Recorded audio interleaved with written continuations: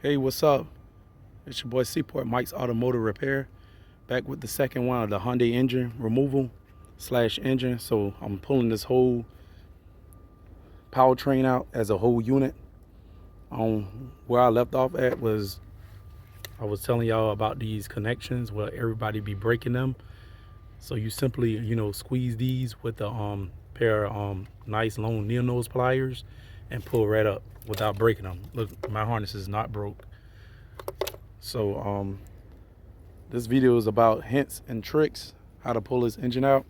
I'm gonna be honest with you, you don't need, I know a lot of people gonna want me to record a whole video of doing it. I know that would be great, but it's a lot doing with the engine swaps and everything. But I would tell y'all, and I promise you, this will give y'all all the secrets as possible to pull it yourself in your driveway. So first thing first, as you can see, I got the rest of the harnesses off this engine. It's an overhead harness. It goes across this bell housing all the way to the starter.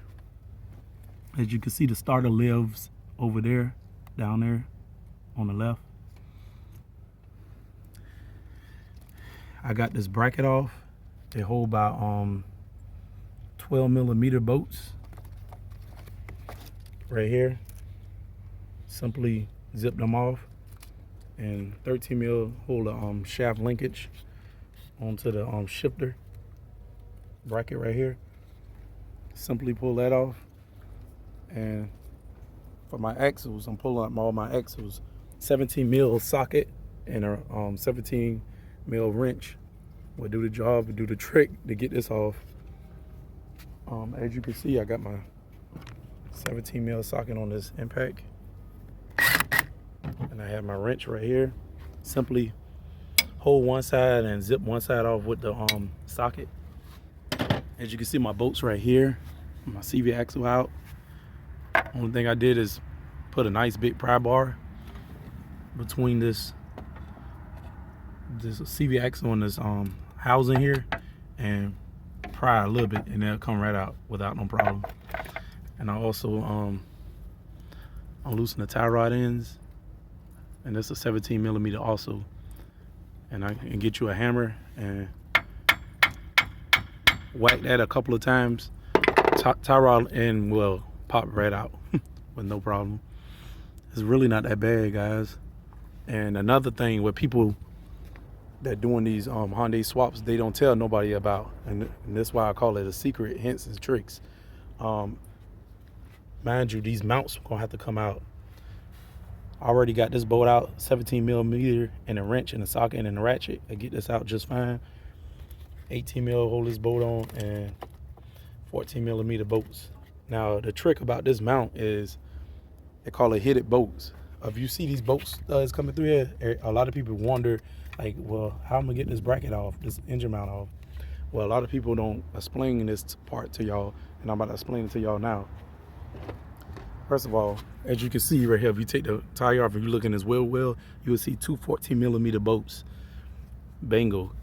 They covered up with these rubber grommets. See, just like that. And you simply just remove them like so. And they'll expose the two 14 millimeter bolts like so. That's holding that mount on. A lot of people, they do not explain this in their videos, so that's why I made this video, for the tricks and the hints, to get y'all on your way. So mind you, it's another mount back here. If you can see, I'm pointing right to it. That's a 14 millimeter also, with a socket and a wrench, and you can remove that. And what I did for the AC, I just connected these lines. That was a 12 millimeter socket. We'll hold these nuts on for the AC lines. I'm gonna recharge the system, and this I'm gonna recharge the customer's system, so that wouldn't be no problem. Manifold bolts, I soaked them down with PB Blast. I got two more bolts down there. They soaking now as we speak, and they I believe they 15 mils. And I'm using a junkyard seat belt to pull this whole powertrain out. It's really not that hard, guys. And another thing, 32 millimeter axle socket for the axle nut right here to get that off. Same thing for the other side, and this engine should be coming out. So stay tuned and I'll show y'all. All right, YouTube, I'm back. As you can see, the motor is coming out. The only trouble I had was this mount and this, I call it a secret bolt nuts. What I showed y'all earlier, it was getting hung up and it was rubbing against this, so I had to take the whole mount out. Over here, as you can see,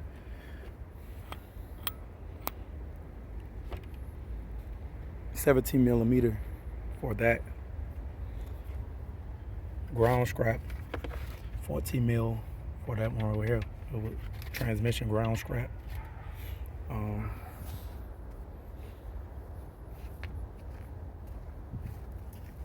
I pulled both CV axles. This the long side axle. I had to drop these sway bar links. I had to put some PB Blast on this because they was kind of like toasty. So I freed them up. And the two CV axles is here. This the passenger side. The passenger side always long on any vehicles, and the short side gonna always be on the driver side right here. So I pulled both of them out.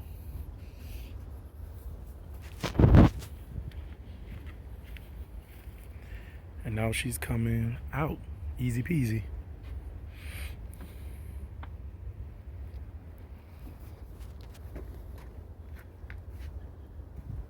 I also disconnect the fans as a whole unit and the carburetor.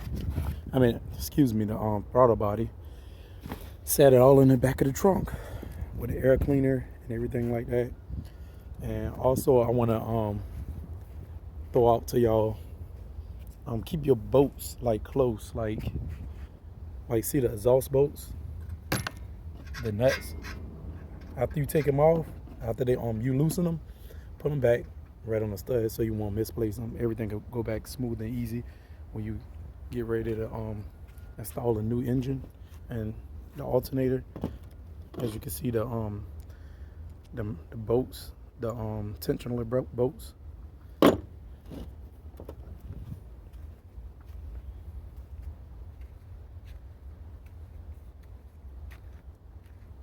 got the radiator over here as in the first video. So now, you know, that's it. She's coming out, so I'm going to get the old parts off of this one, and we're gonna put them on that one. I'm gonna put them on the used engine from Cash and Carry, the junkyard. Pull your parts, and Savannah, and then I'm gonna install all the parts they need on that one, because when they was pulling the engine, hey, they damage it, man. They damage all the sensors. They damage the block a little bit. It's cracked. I mean, they ain't had no self-respect, man. Like, the guy paid for the engine and everything like that. Well, man, it's bad. So I'm gonna have to swap a lot of parts over, even the water pump.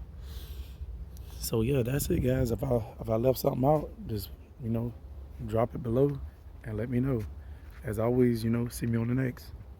Okay, bye.